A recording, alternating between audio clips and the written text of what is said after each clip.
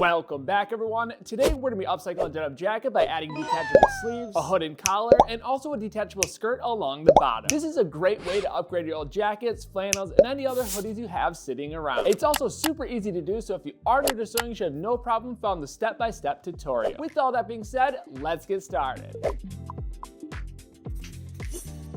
Getting started with supplies, you need one jacket, and you can use any style of jacket for this project.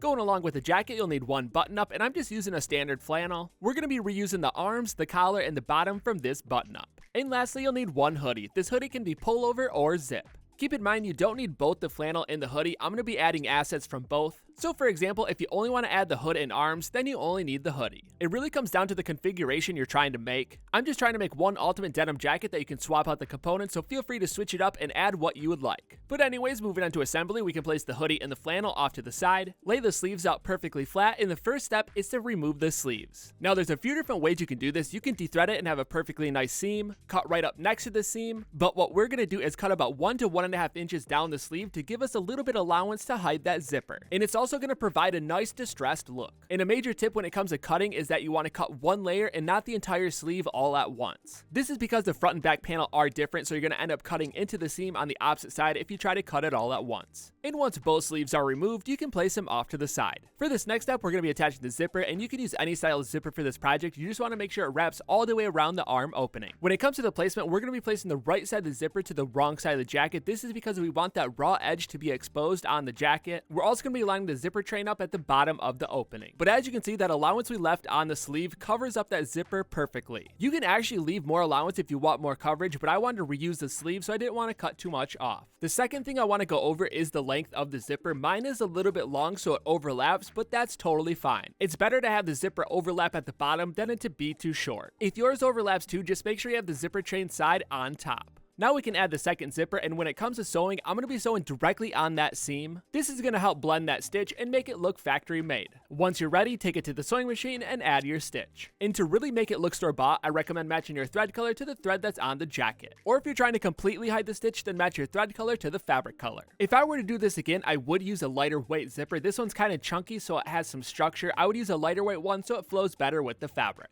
I think I'd also cut further down the sleeve so there's a little bit more allowance to cover the zipper. But anyways, for the moment, we're done with the jacket, so we can place it off to the side and grab the button up or flannel. And we're also going to start by removing the sleeves, but we're actually going to do it on the opposite side of the seam. We're trying to make it look like the button-up sleeve is coming out of the jacket opening, so we're going to cut about 1 to 2 inches on the opposite side of the seam. And depending on your button-up, for this one, you can cut both layers at one time. We will be cutting more off this button-up in later steps, but for the moment, we can place it off to the side. And before you move on, just remember which sleeve is the right and the left. It's very easy to get them mixed up in the next step, which is adding the new sleeves to the opposite side of the zipper on the jacket. Start by matching up the correct sleeve with the correct opening. Then we're going to take the jacket and flip the wrong sides out. Pull the zipper away from the allowance fabric, and then we're going to place the right side together, lining up the sleeve with the zipper. And you want to make sure you line up the top of the sleeve with the shoulder seam on the jacket, and then both of the side seams along the bottom. Now you may run into an issue where your sleeve is slightly bigger than the opening. This is a super easy fix. All you have to do is go to the bottom of the sleeve, fold it over like a pleat, and match it to the circumference of the opening.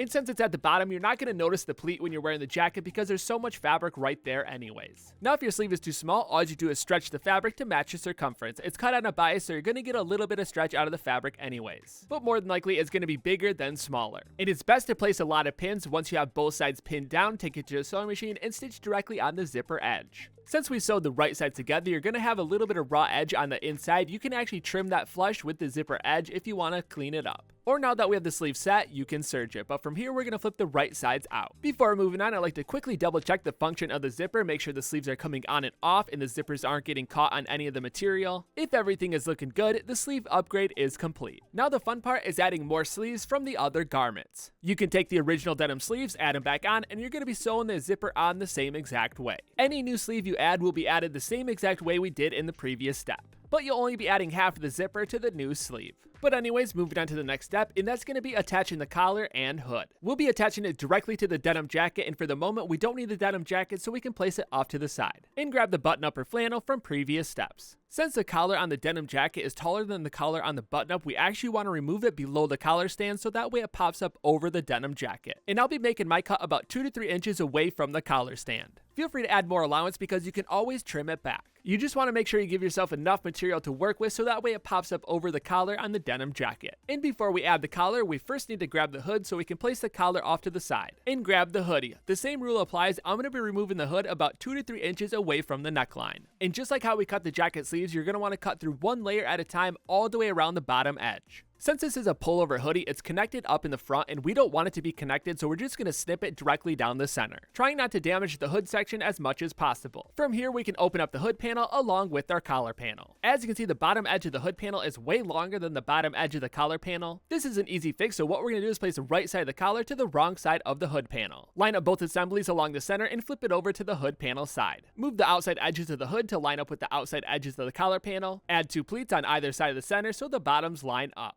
And don't worry, the hood is still going to function normally after we sew it on. From here, we're going to take it to the sewing machine and stitch along the bottom edge, and I'm stitching at a 1/4 inch seam allowance. After sewing, double check both sides to make sure all the layers got stitched together and both of those pleats are locked down. From here, we're going to flip the collar around the seam so it's on the right side of the hood panel. Push the seam out so both the layers are lined up evenly along that seam, and then we're going to take it to our sewing machine and add a top stitch along that bottom edge. And the reason we're doing this is to clean up the bottom edge so that way when we install it, we don't have a raw edge exposed at the top of the jacket. Now, I'm going to be adding mine as a fixed assembly, meaning it's not going to be detachable. But if you do want to make yours detachable, you just have to add a zipper like we did in the previous steps. And you're going to add the zipper along the bottom edge of the jacket collar with right sides together. But anyways, I'm going to do the same thing with my assembly, place it along the bottom edge of the collar with the right side of the assembly to the wrong side of the jacket. And my assembly doesn't go the full length of the jacket, but that's totally fine. I'm also going to be placing my stitch right up against the bottom edge of the collar so it's perfectly hidden. And once you have your hood assembly lined up and pinned down, take it to your sewing machine and stitch along the bottom edge. And I'm trying to almost stitch inside that seam so that way the stitch is perfectly hidden.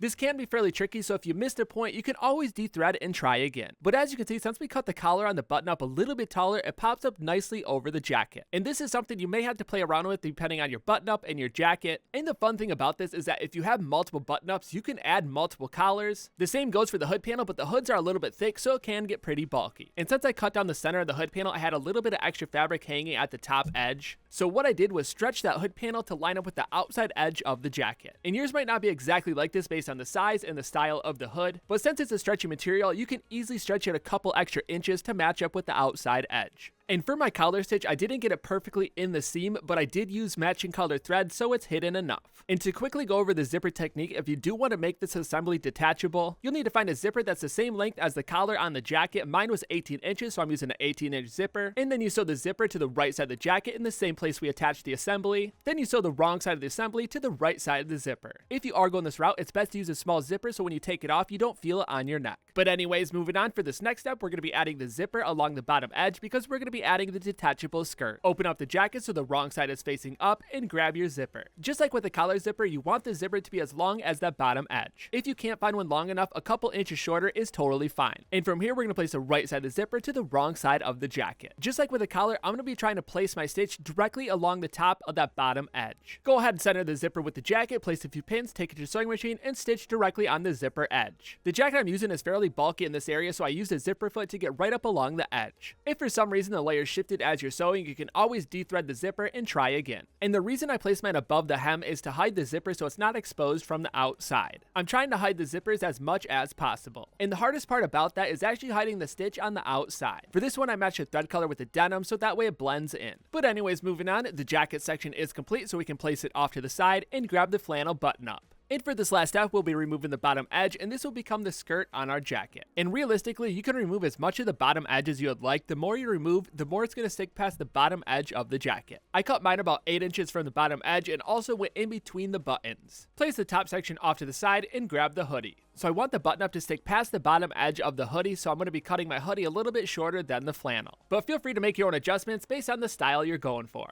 And we're cutting right through the pocket. From here, we can place the top section off to the side. As you can see, the button up already has an opening, and we want to make the same opening on the hoodie. It's super simple, just line up the centers and cut directly down the center of the hoodie. From here, we're going to open up both panels and take a look at the width.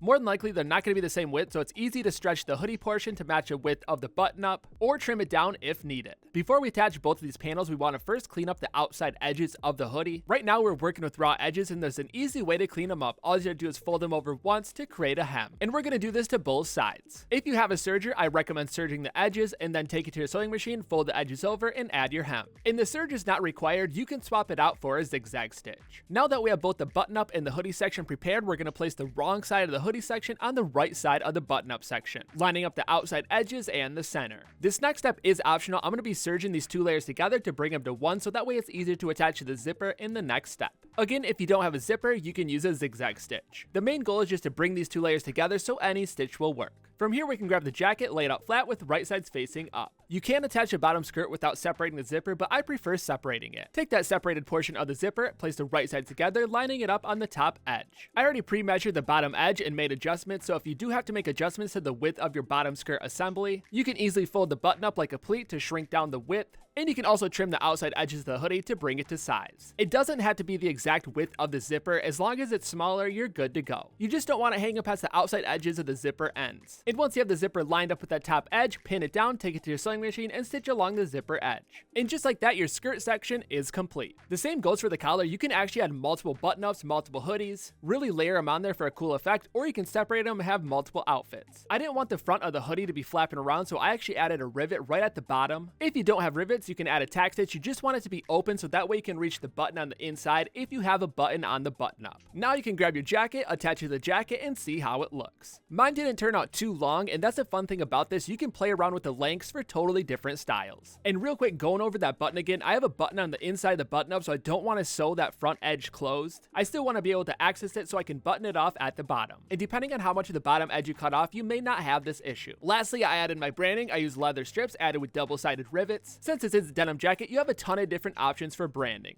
And now comes the fun part. You can swap out the arms and try different looks. And you don't have to stop at just the button up and hoodie you used. You can keep adding to the collection and building out the style. So you're pretty much using the denim jacket as the foundation, and you're swapping out the skirt, the collar, and the sleeves. It's just a super fun way to upcycle your old button ups and hoodies. And for the top section of the button ups and hoodies we didn't use, you can actually turn that into a nice top, or you can save that fabric and use it in other projects. But anyways, I hope you had some fun with this project and you made a jacket that's unique to your style. And there you have it. Your upgraded denim jacket is complete. And like I said in the video, you don't have to make the sleeves detachable. If you really just want to sew them on and have them sewn on, you can totally do that too. The same way I did with the hood and collar, I didn't want these to become detachable. I just want them to be fixed onto the jacket. So with any one of these parts, you can do the same thing, or you can make them all detachable. It's totally up to you and how you want to customize your jacket. Like always, I'd love to see what you come up with, so tag me on Instagram at Proper Fit Clothing. And until then, I'm going to keep the videos coming at you, so I'll see you next time.